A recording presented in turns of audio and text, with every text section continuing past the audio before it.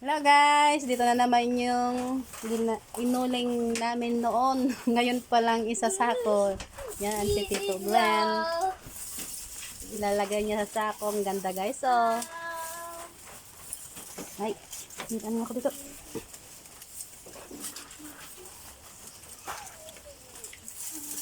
Ang dami, punong-puno.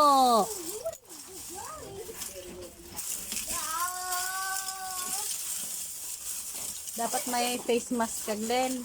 Malanghap mo yung alikabok niyan. Ang ganda mo, oh. No? Oo. Dami na namang nailuluto niyan. Tipid-tipid na naman kami yan sa guys. Sinong bibili?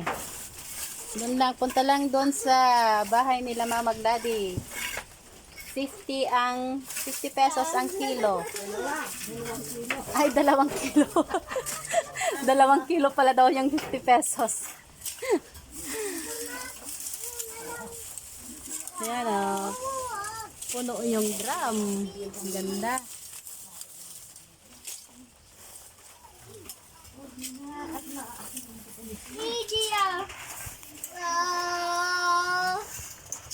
Ang ganda guys, oh.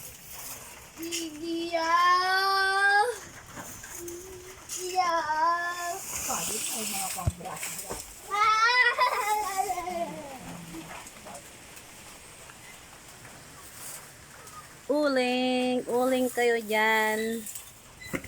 Uling na ano, baon ng niyog.